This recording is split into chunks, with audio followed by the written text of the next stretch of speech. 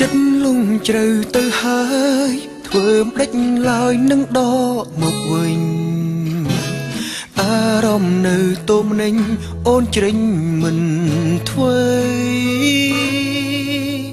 គ្រាន់ចង់ប្រាប់ដល់អូនថាបេះដូងបោស្នេហ៍តែស្រីបើខុសឆ្គងអភ័យអូនកុំប្រកាន់ខឹងបងអារម្មណ៍ទៀមទីចង់ស្និទ្ធធុញទេវមិត្តពេលបងតាមស្និទ្ធរាល់ថ្ងៃ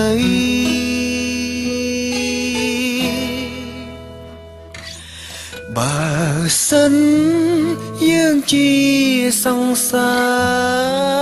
រគ្រាន់តែឧបមាគឺថាបែបនឹងបើសិននៅតែបើសិនតើចិត្តប្រលឹងមានដឹងទេថាអារម្មណ៍រៀមរា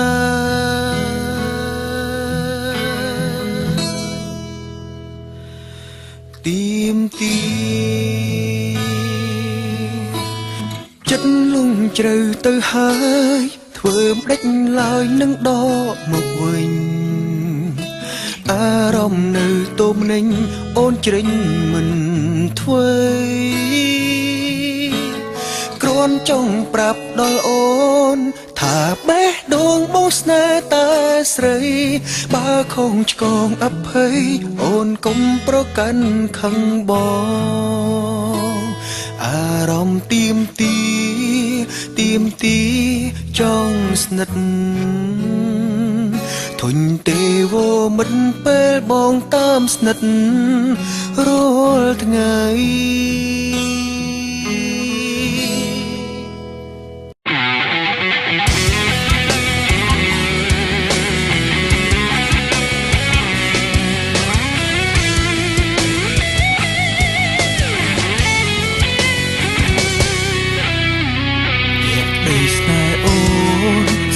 បងមិនគិតក្រមានតែបងមានចិត្តជាព្រៀងតែបងពៀនលើស្តែស្មោះស្រីអូនស្រឡាញ់បងលះបងមិនគិតពីអ្វីអើយបងធ្វើបាបចិត្តស្រីឲ្យពិសីក្រមគ្រាបេះដូងតើគិតយ៉ាងណាទៅធ្វើយ៉ាងណាទៅពេលនេះស្រីបើអូនចាក់ទៅចោលបងហើយបងនឹកអូនណាតើអូនមាននឹកបងទេ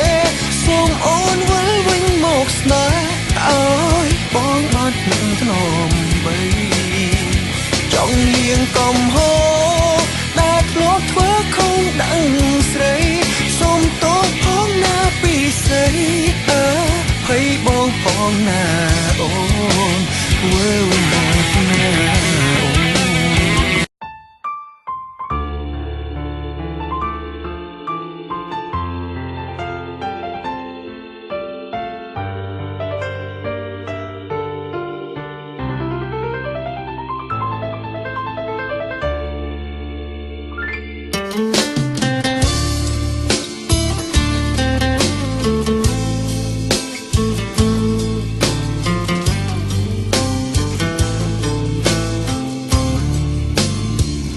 ដូចពីម្សិលមួយថ្ងៃវៃហាក់នៅនឹងភ្នែកយើងធ្លាប់តែឆ្លោះប្រកែកខឹងស្រែកមិនដែលទុកមុខយ៉ាងណាមានទុកយើងក៏រួមទុកតែថ្ងៃនេះទៅមុខខ្ញុំខានបានជួបឯងហើយព្រះអាទិត្យលិចដេកយូរស្អែកក៏ដឹងខ្លួនតែមិត្តខ្ញុំលែងដឹងខ្លួនខ្ញុំដឹងគេមិនភ្ញាក់ឡើយវីប្តេងសារីជេស្ដីគ្មានស្បាយ ព្រោះតែខ្ញុំធ្វើឲ្យគេគ្រោងថ្នាក់ចរាចរណ៍ម្ដង ថយក្រោយមិត្តខ្ញុំស្លាប់ទៅហើយដោយខ្ញុំជាអ្នកបង្កបងប្អូនអើយសូមប្រយ័ត្នគ្រប់ពេលបើកបរខ្ញុំបាត់បង់មិត្តដ៏ល្អធ្លាប់កំណត់ពេលខ្ញុំឯកានេះគឺរឿងពិតមិត្តខ្ញុំដេកលួងរហូតគេជាមនុស្សម្នាក់ស្លូតបូតបែរស្លាប់ក្នុងវ័យសិក្សាជីវិតមិនមានដឹងលក់តាមផ្សារកុំប្រមាថសង្ខារគោរពច្បាប់ចរាចរ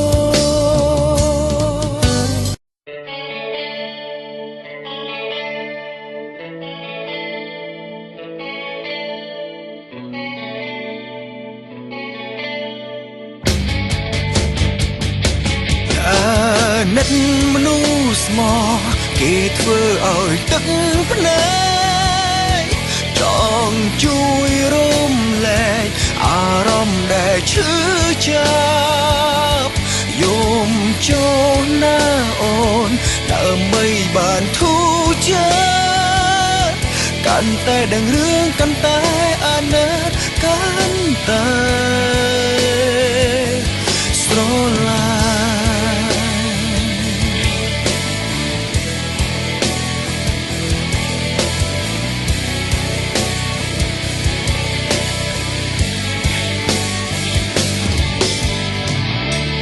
រឿងស្នេហាគឺវាបែបនេះ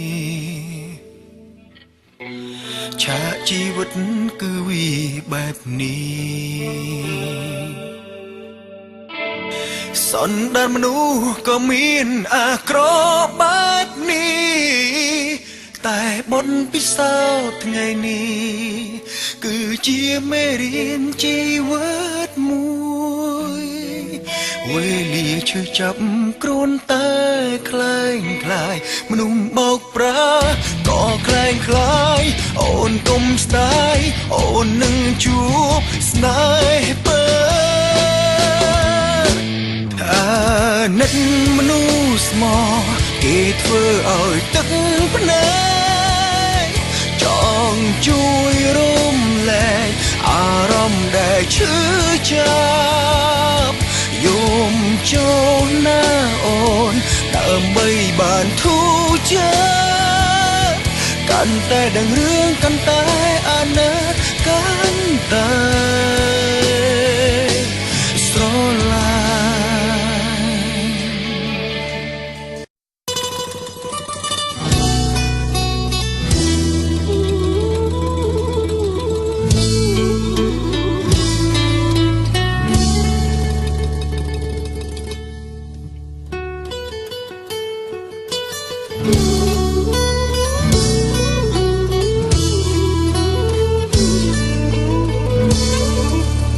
ជម្រាបសួរភ្ញៀវកិត្តិយសទាំងឡាយដែលមកពីចិត្តឆ្ងាយចំណាយពេលចូលរួមពិធីជូនពរយើងទាំងពីរនៅក្នុងថ្ងៃនេះថ្ងៃនេះខ្ញុំរំភើបណាស់បទភ្លេងការពីរោះខ្លាំងណាស់មានអារម្មណ៍ចាំតែពេញចិត្តនឹងមានប្រពន្ធយើងពីរនាក់ទុំរំបានជួបគ្នាគឺជារឿងនិស្ស័យ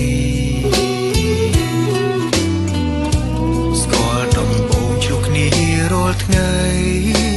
អាចយកទៅកាល័យជាខ្សែភាពយន្តខ្ញុំជាអ្នកសារភាពមុននាងជប់ឆ្នាំងហើយចេះទន់ភ្លន់ក្លាយជាប្តីប្រពន្ធប បញ្ជាក់ថាយើងមានស្នេហ៍ស្មង